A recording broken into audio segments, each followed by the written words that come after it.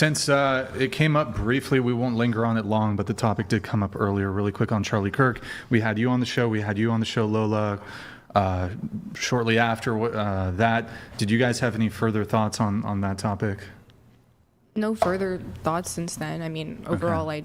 I don't agree with a lot of his rhetoric, but I respect anyone having the ability to share their political thoughts, and I condemn the fact that he was assassinated. Yeah, I mean, I think that her and I seem to be very on the same page. There seemed to be a bit of a misconception that I was like celebrating his death by any means. So wanted to clarify that last show as well. I did say that I won't be making like any claims on my personal beliefs there. You did, I think, try to compare him to Adolf H? That was Mustache Man? No, in the moment as well, I think I was very clear that it wasn't a comparison, but rather a clarifying question for the argument you were making.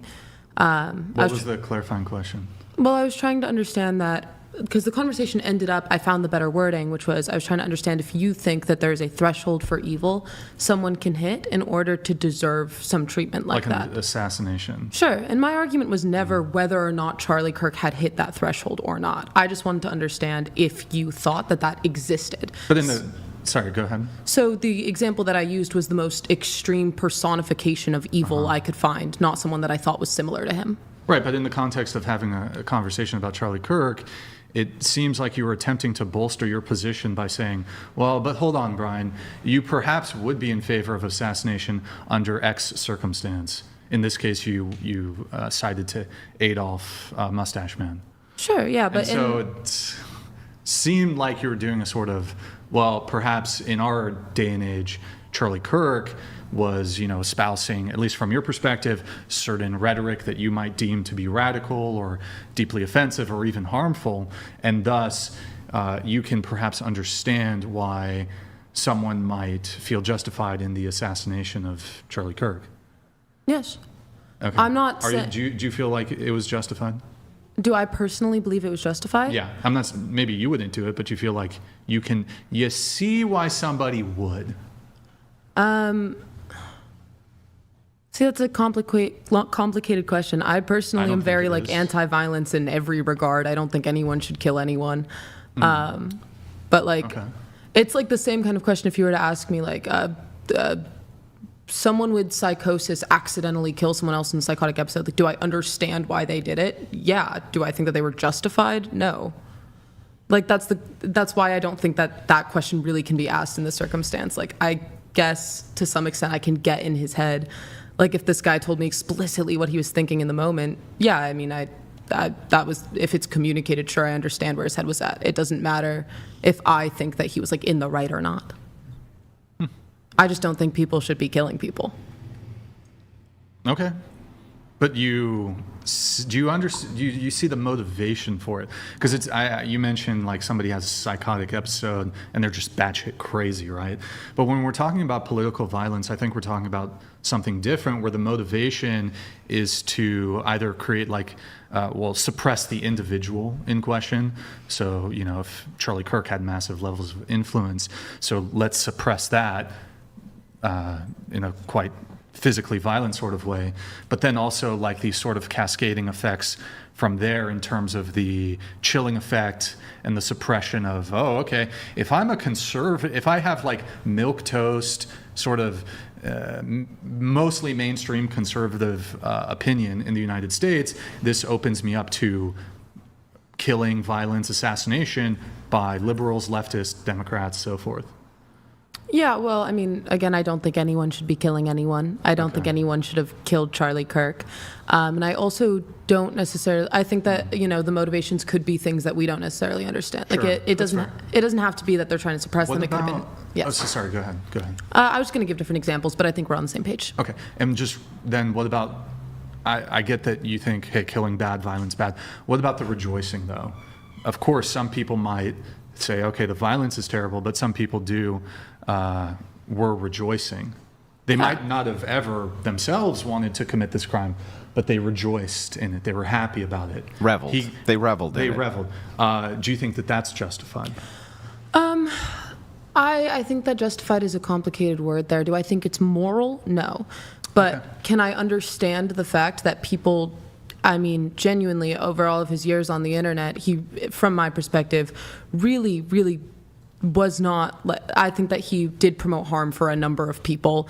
I think that a number of people felt threatened by his beliefs. I think that a lot of his debates could fall under the category of harassment at a certain point.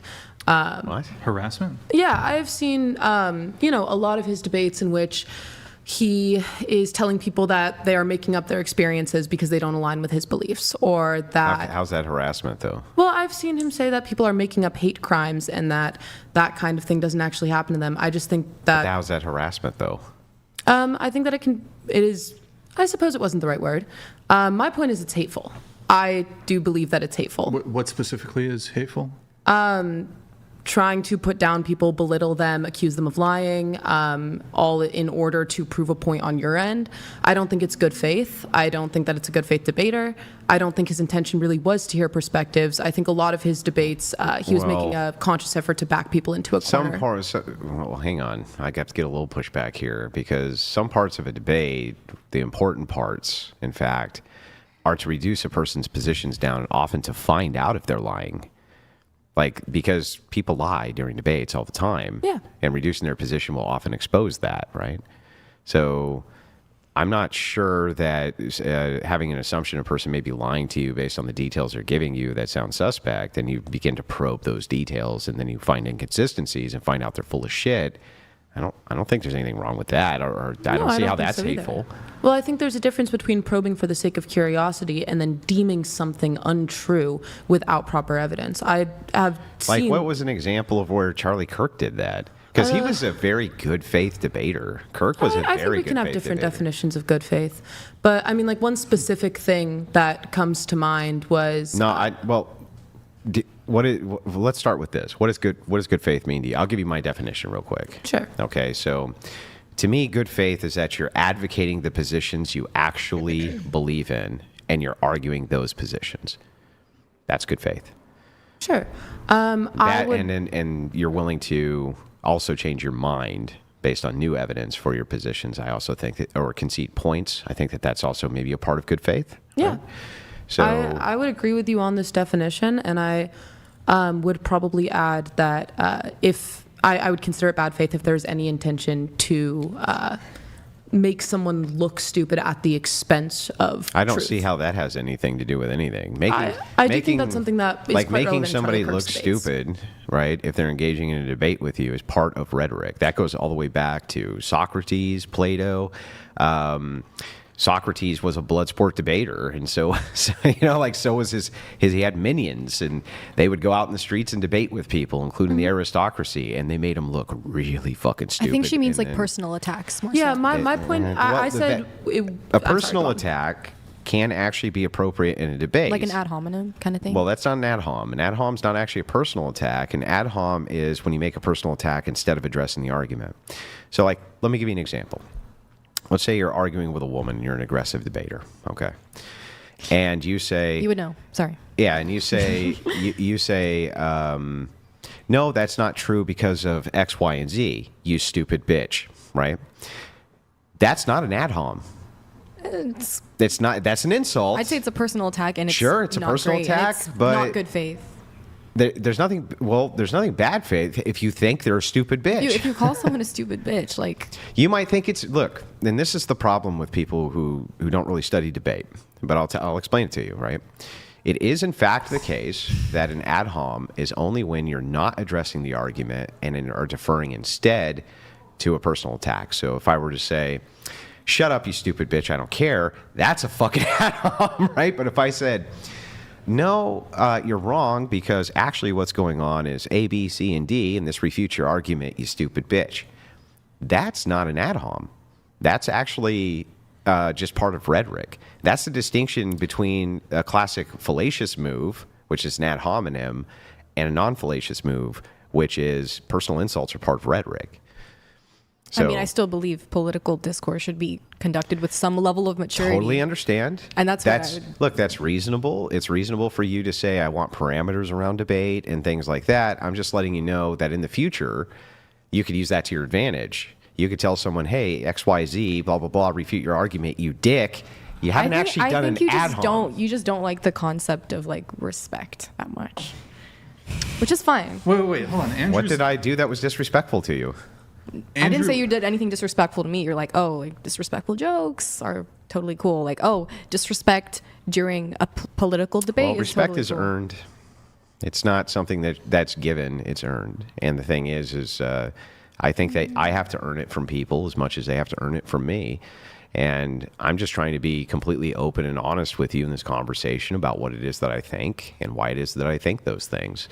So what about that is disrespectful? No, that's not disrespectful. Or even advocating for disrespect? If you had called me like a stupid bitch at some point in this conversation so far, then I would find that disrespectful.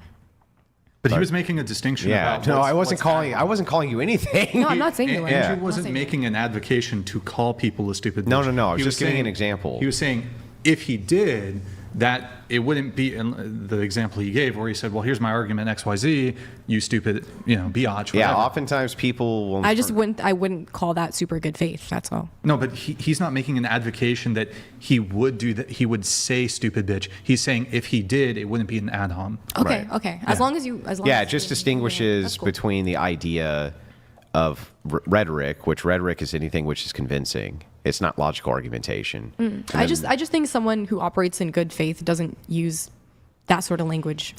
Well, good faith, bad faith is not part of debate discourse at all, actually. That's a term that we like to use and throw around for people who are usually just saying shit we disagree with. Honestly, it doesn't mean much. That's why I just say in my terms, like, I think a person I'm arguing with who's good faith is just actually advocating what they believe. For the most part, that's enough for me. That's an important part. Because most of the time people will switch like fucking chameleons what they think based on who they're arguing and what it is that they're arguing about. And I think that really is what's encapsulating bad faith more than anything. Like, I would rather have a person going, you're a fucking piece of shit and a this and a that, as long as I knew what they actually thought, because then I can argue with you. But I can't argue with you if you're a fucking rally and a snake and you just constantly switch positions in the middle of a debate. And then I'm like, Yeah. well, I can't pin down anything that you believe. So I really think good faith is really that. I agree with that Claim part. donated $299. Thank you, Claim. You have a table full of whores. That's not I'll true. Just assume That's not I've true. gotten paid for their time. How much does Cuban Bruce Lee make Oh my net God. the girl he pretends to care about? Okay, you gotta admit, Cuban Bruce Lee is fucking funny. That's I pretty love that funny. stuff. It never crosses the line for me. Yeah. Hey, Claim. Isn't there only like one person who does OnlyFans here anyway? It's a fucking Cuban Bruce Lee is the funniest shit ever. That was good. Yeah, I do enjoy a good Cuban cigar. You see how mean men are to each other all the time? We That's can't help perfectly it. fine. Like, I wouldn't even be upset with that guy if he said it to my face. It's just funny. but Clay and I mean, I don't know if there was consensus on the exact definition of whore, but I'm actually not sure if any of the women here meet the whore definition. So I don't, Not legally, right? something like that.